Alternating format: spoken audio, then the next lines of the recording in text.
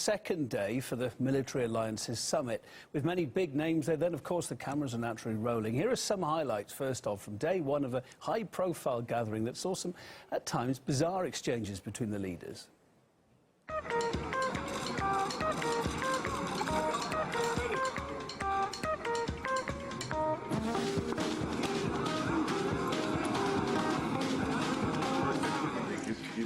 No, that's good.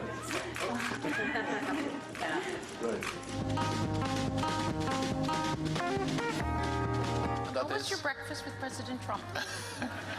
It was, as always, a great breakfast, and we had omelette and some sausages, and as always, paid by the United States. So.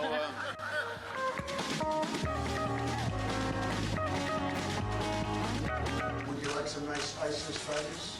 Yes. You can take everyone you want.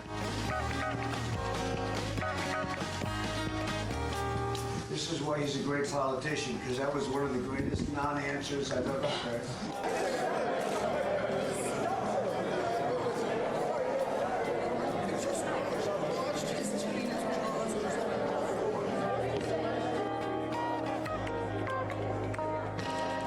NATO is still doing what it's been doing for the past 30 years, desperately trying to find a role for itself. It's clear that Europe's security interests cannot be served by a military alliance that just keeps expanding and expanding, and thereby threatening the security of the very member states that NATO is supposed to be defending. Here was Macron sounding rather Trumpian. I mean, he was saying, look, I mean, we all have to put our own countries first. We have to see what's in our interest. It's clearly in the Europeans' interest to think of a European security identity. And you would have thought Trump, the Make America Great guy, the America First guy, he'd seize on this and say, yeah, you're right. We should all look after our own interests. But instead, he sounded like a kind of a stick in the mud NATO person. How dare you call anything into question? America is going to be committed to NATO, and we're here to save you from all sorts of terrible things. So various scenes on that split screen there. As you can see, nonetheless, awkward outside too. The big birthday already marred by protests in the British capital. There's more expected later today. We'll be across it. Demonstrators have been venting their anger over NATO, forcing its members to raise the defence spending to the detriment of the country's economies.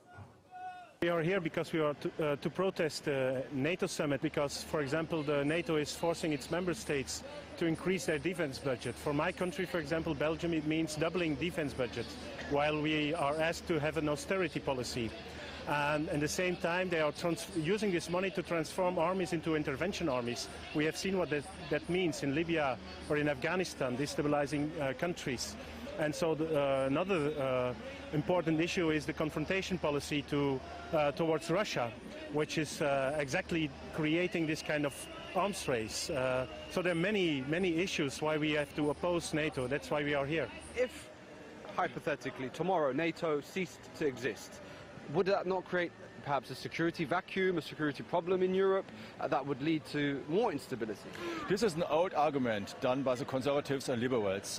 I don't think so. What we need is a new security architecture. What I said, the security collective from Lisbon to Vladivostok. This is what helps and what could avoid this security vacuum.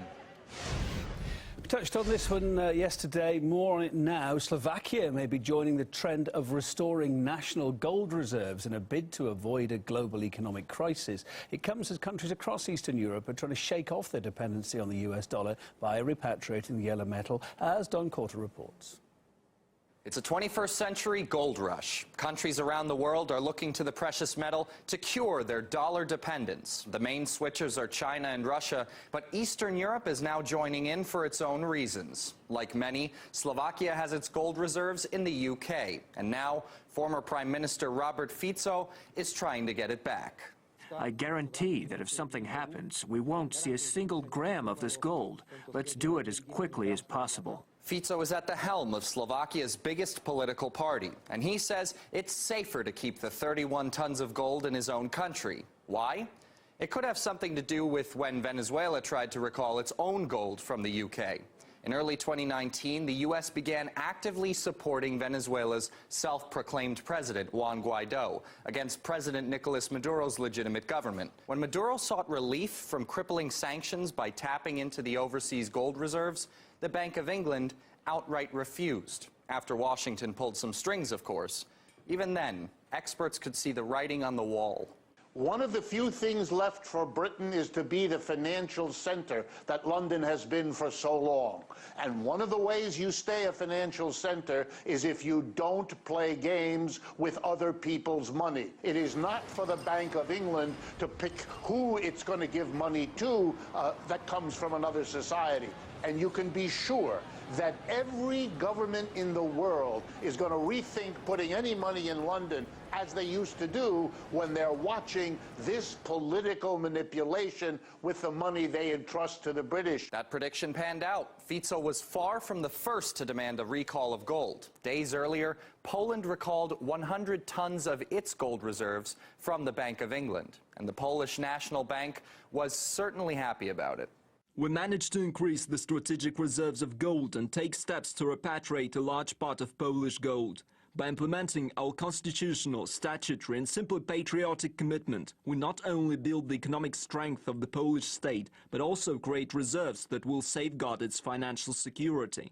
This is the global trend, but also the expectation of Polish society. Other Eastern European countries like Hungary and Serbia began recalling their gold as early as last year. Now, the mainstream media has covered this new gold rush, but what they'd probably like to avoid is admitting that it's getting pretty close to home. Take Germany. It just increased its own gold reserves for the first time in 21 years. Even U.S. economists are admitting the role of this precious metal is quite literally as good as gold. The question is, what else? That's the environment I think we'll be in. And there's a saying that gold is the only asset you can have that's not somebody else's liability. The de-dollarization of Eurasia would support Mr. Dallier's worldview. So would a shift to a non-dollar reserve asset, such as gold. Such a change would force the U.S. to sell dollars in order to settle its balance of payments in the new neutral reserve asset. The greenback has been very powerful for a very long time. But if countries continue to look for other reserve standards, it could mean the end for the dollar's golden age. It's part of the attempt to break away from the dollar as the trading currency and the reserve currency, which gives the United States immense economic and political power over other countries. And it uses it whenever it can to get its way. We see all kinds of moves in that direction. We see attempt to use other currencies, to use gold, alternative payment system. These are all trends just beginning. The dollar is still dominant, but they portend less of a U.S. global economic hegemony over the next decade. Yeah, as you know, the station's been talking about that for a long time now. We'll continue to follow that big story as it develops. But for now, coming up to 26 minutes past midday, that's the roundup so far this Wednesday from Moscow. Our next various programmes for you in your part of the world coming up soon.